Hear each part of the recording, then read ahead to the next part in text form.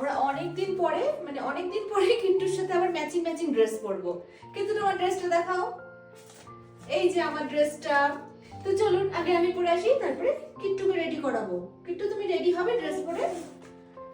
ও এখন খেলাধুলোতে ব্যস্ত, তাহলে আমি রেডি হয়ে আসি। তো কিট্টুকে রেডি করার আগে আমি রেডি হয়ে এসেছি। ওয়াও, ড্রেসটা কি সুন্দর আর অনেকটা ঘের রয়েছে। আচ্ছা, এরকমই একটা সেম মানে এই ড্রেসের কালারের সাথে ম্যাচিং করে একটা সেম পেন্ডেন্ট ছিল, বাট আমি এখন ওটা খুঁজে পাচ্ছি না, তো এটা দিয়েই পরি। এটাও বেশ প্রিটি দেখতে, তাই না? এই যে, আর এটার সাথে ম্যাচিং করে দুটো ইয়াররিংস আছে, তবে আমি এটা সেট নয়, আলাদা আলাদা কিনেছিলাম।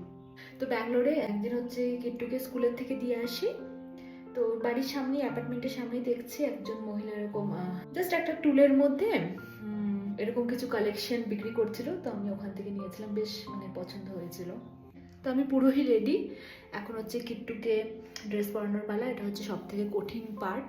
কখনো কখনো ওর খুব মুড ভালো থাকে, তখন ঝটপট করে পরে দেয়, আর কখনো কখনো মুড জানি না কি হয়, যে পুরোনো ড্রেস একদম ছাড়বে না, নতুন ড্রেসও পরবে না, আর কখনো কখনো হচ্ছে নতুন ড্রেস ছাড়তেই চায় না। তো দেখা যাক আজকে ওর মুড কেমন রয়েছে। তো চলুন এখন কিট্টুকে ড্রেসটা পরাই। আমরা অনেকদিন পরে আগেও বললাম যে ম্যাচিং ম্যাচিং ড্রেস পরছি। কি করছো? ও ড্রেস পরছে, দাঁড়াও হাতটা দেখি। আমি দাঁড়িয়ে দাঁড়িয়ে গোল। এই যে কিট্টু পরেছে ড্রেস। কিট্টুটা বলেছে পিছনে চেন দিতে, কারণ বাচ্চাদের চেন দিয়ে পরালে পরে ইজি হয়, বা বোতাম থাকলে পরে। এটা লাগাবে না কিন্তু, আর আমারটা কিন্তু পেছনে চেন নেই। কিট্টুকে এবার একটু মেকআপ করে দিই, তাই না? কিট্টু হচ্ছে এই ক্লিপটা লাগাবে।